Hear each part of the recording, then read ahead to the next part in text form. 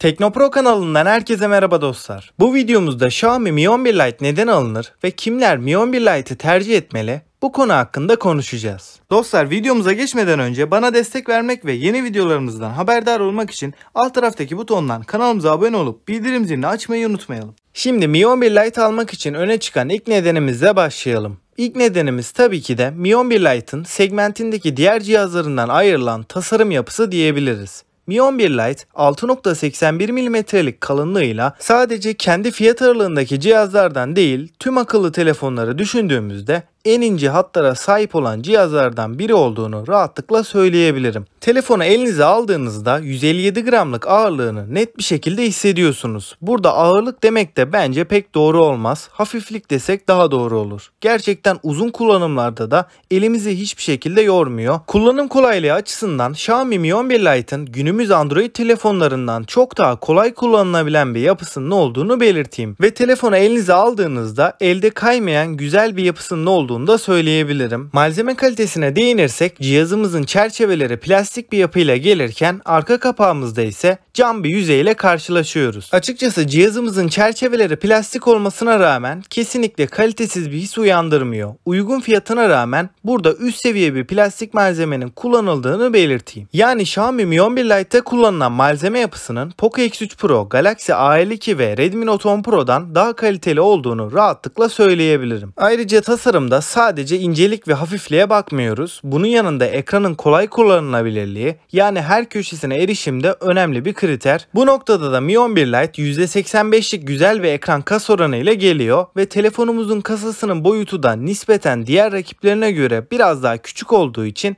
tek elle kullanım kolaylığı açısından Mi 11 Lite daha başarılı diyebiliriz. Bunun yanında telefonumuzun keskin tasarım hatlarını da ben çok beğendiğimi söyleyebilirim. Özellikle telefonumuzun kamera dizilimi ve kamera modülünün yapısı gerçekten cihaza premium, üst seviyede bir görünüm katıyor. Buna ek olarak telefonumuzun ana kamerasında 64 megapiksellik büyük bir sensör kullanılmasına rağmen buradaki kamera çıkıntısı olabilecek en minimalist şekilde önümüze sunulmuş ve de kesinlikle telefonu masaya koyduğumuzda Note 10 Pro'da, Poco X3 Pro'da olduğu gibi büyük bir sallantı da yapmıyor. Bu yönden de bir artımızın olduğunu belirteyim. Ancak telefonumuzun arka kapağının özellikle siyah renkli modelde bayağı bir parmak izi tuttuğunu belirteyim. Bu da cihazımızın tasarım konusundaki bir eksi yönü diyebiliriz. Buna ek olarak kutu içeriğimizden silikon bir kılıfımız da çıkıyor. Özellikle bu kılıfı kullanmanızı öneriyorum. Hem kaliteli hem de telefonun ince yapısını bozmuyor ve bunun yanında düşmelere karşı da telefonumuzun darbe almasını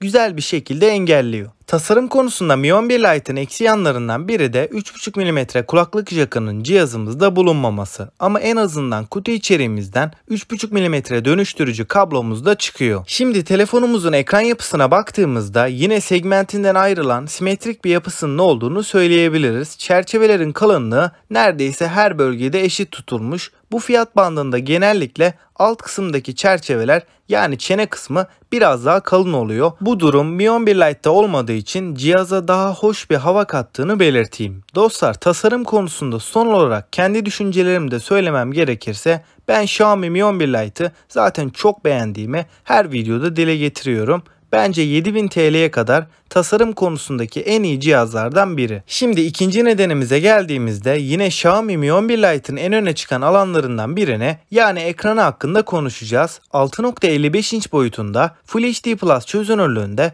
402 ppi piksel yoğunluğunda AMOLED panelli bir ekran bizleri karşılıyor. Bu ekran akıcılık kısmında gayet başarılı, 90 Hz tazeleme ve 240 Hz dokunma hassasiyetine sahip. Bu sayede ekranı kullanırkenki deneyimimiz çok daha akıcı bir hale geliyor. Parlaklık kısmında da cihazımızın ekranı gayet başarılı diyebilirim. 800 nit değerinde bir parlaklığa ulaşabiliyor. Güneş ışığı altında bu ekran hiçbir şekilde görme zorluğu yaşatmıyor. Ekranımızın desteklemiş olduğu teknolojilere baktığımızda HDR10 ve DCI-P3 geniş renk uzayını görüyoruz. Bunun yanında bu fiyat bandında hiçbir cihazda görmediğimiz 10 bit renk derinliği de Mi 11 Lite'ın ekranında bizlere sunuluyor. Bu sayede Mi 11 Lite'ın ekranı renkleri çok daha gerçeğe yakın bir şekilde şekilde gösterebildiği için özellikle oyun oynarken ve video dizi film izlerken adeta bize bir görsel şölen yaşatıyor da diyebilirim. Bunun yanında ekranımız darbelere ve çizilmelere karşı da Corning Gorilla Glass 5 ile korunuyor. Dostlar, ekran konusunda gerçekten Mi 11 Lite gündelik kullanımda da çok iyi bir görsel deneyim sunuyor. Özellikle ekranın renkleri abartıya kaçmadan gösterebilmesi de çok önemli bir avantaj.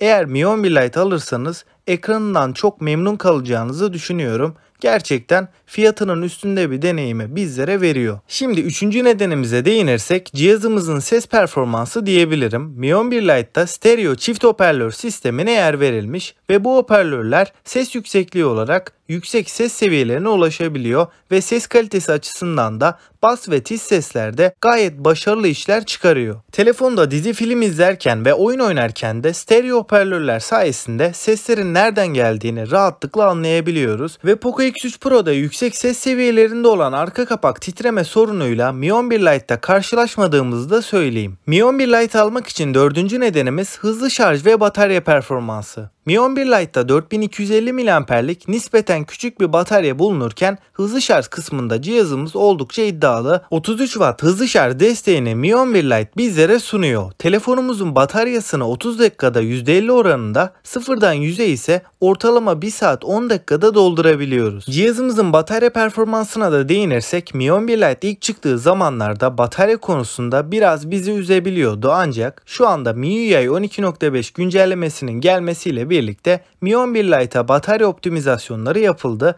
Bu sayede artık bir günü rahatlıkla çıkarabildiğimizi söyleyeyim. Ama tabii ki yoğun bir şekilde oyun oynuyorsanız bu bataryanın akşam 7-8 gibi %10 seviyelerine geleceğini söyleyeyim. Bunun haricinde de sabahtan akşama standart bir kullanıcı için Mi 11 Lite'ın bataryasının fazlasıyla yeterli geleceğini düşünüyorum. Oyun oynamadan Mi 11 Lite'la ortalama 10 saatlik bir ekran süresi alabildiğimizi belirteyim ki 4250 mAh'lik bataryayı düşündüğümüzde gerçekten iyi bir değer olduğunu söyleyebilirim. Dostlar, özellikle telefonu karanlık modda kullanırsak cihazımızda AMOLED bir panel olduğu için siyah alanlardaki pikselleri tamamen kapatmasıyla enerji tasarrufu yaparak daha iyi ekran süreleri alabiliyoruz. Ben zaten genelde telefonu karanlık modda kullanıyorum ki pil tasarrufu açısından da sizin de karanlık modda kullanmanızı öneririm. Beşinci nedenimize geldiğimizde telefonumuzun kamera performansından bahsedeceğim. Evet, segmentindeki en iyi kamera deneyimine sahip olan cihaz diyemem, ancak diğer rakiplerinin pek çoğundan daha başarılı olduğunu söyleyebilirim. Xiaomi Mi 11 Lite'da arka tarafta üçlü kamera modülüne yer verildiğini görüyoruz. Ana kameramız 64 megapiksel çözünürlüğünde, f1.79 diyafram açıklığında 6 elementli lense sahip olan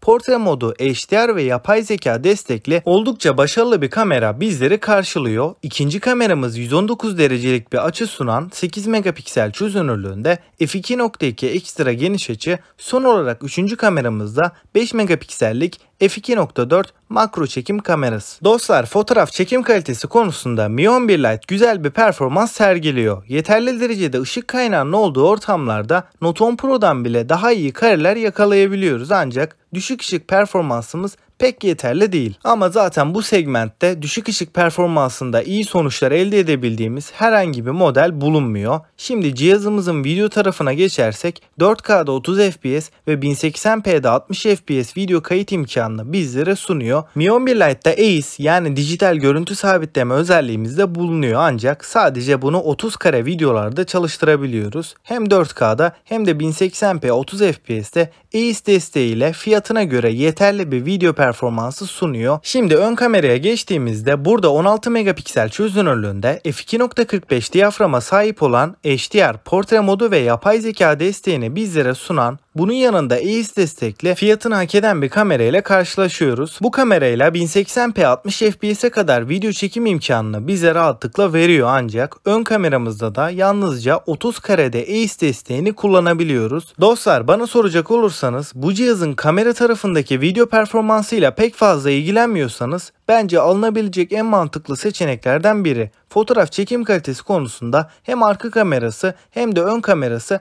gerçekten güzel sonuçlar veriyor. Şimdi 6. nedenimizden bahsedersek arayüz akıcılığı ve performans. Evet, burada Mi 11 Lite bize fiyatının üstünde bir donanım sunmuyor. Hatta standart bir donanım sunduğunu belirtebilirim ama en azından geri kalmış bir Snapdragon işlemciyle veya alt segment bir MediaTek işlemciyle gelmiyor. Hala güncel sayılabilecek ve gündelik kullanımda hiçbir sorun çıkartmayacak, oyunlarda da üst düzey beklentileri olmayanlar için akıcı bir deneyim sunabilecek olan Snapdragon 732G işlemcisiyle geliyor. Bu işlemci gündelik kullanımda sizi kesinlikle üzmez. Oyunlarda da PUBG'de HD grafiklerde 30 FPS, dengeli ve akıcı ise 40-45 FPS arasında bir deneyim sunuyor. Call of Duty Mobile'de ise yüksek grafiklerde akıcı bir oyun deneyimi yaşatıyor. Eğer mobil oyuncu değilseniz, yani arada sırada kafa dağıtmak için oyun oynuyorsanız bence beklentilerinizi karşılayacaktır. Yoğun patlama sahnelerinde, uçaktan atlarken vesairede herhangi bir FPS düşüşüyle karşılaşmıyoruz ve de uzun süreli oyun oynadığımızda da telefonumuzda aşırı bir ısınma da sezmedim. Stabilite açısından da gayet başarılı olduğunu söyleyebilirim. Arayüz konusuna gelirsek,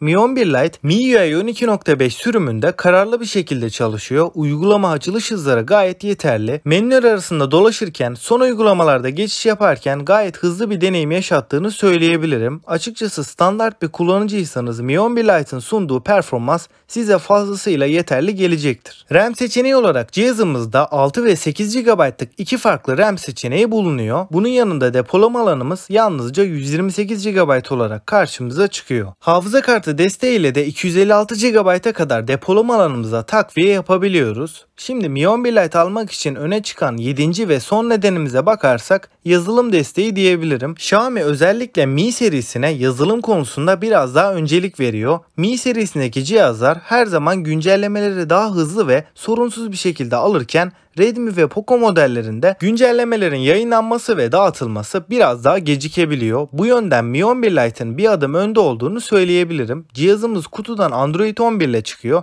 ve 2 yıl boyunca gelecek olan tüm Android güncellemelerini düzenli bir şekilde alacak ve bunun yanında MIUI güncellemelerini de en az 4 sene boyunca almaya devam edecek. Dostlar, şimdi genel bir değerlendirme yaparsam, eğer telefondan çok fazla oyun oynamıyorsanız, telefondan beklentileriniz gündelik işlerinizi halletmesi, video, dizi, film izlemek ve kamera performansına da önem veriyorum diyorsanız Mi 11 Lite'ı size kesinlikle öneririm. Buna ek olarak ince, hafif ve şık gözüken bir cihaz istiyorsanız Mi 11 Lite'ın bu fiyat bandında herhangi bir alternatifinin bulunmadığını da söyleyeyim. Bu videoda çoğunlukla artı yönlerine değindik ama tabii ki her cihazın olduğu gibi bu cihazın da eksi yönleri var. Eğer Mi 11 Lite ile ilgili daha fazla bilgiye ulaşmak istiyorsanız kartlar kısmından detaylı inceleme videosunu da izlemenizi öneririm. Peki dostlar, sizce Mi 11 Lite alınır mı? Benimle görüşlerinizi yorumlar kısmında paylaşmayı ve bana destek vermek isterseniz kanalımıza abone olup bildirimleri açmayı unutmayın. Bir sonraki videomuzda görüşünceye dek kendinize iyi bakın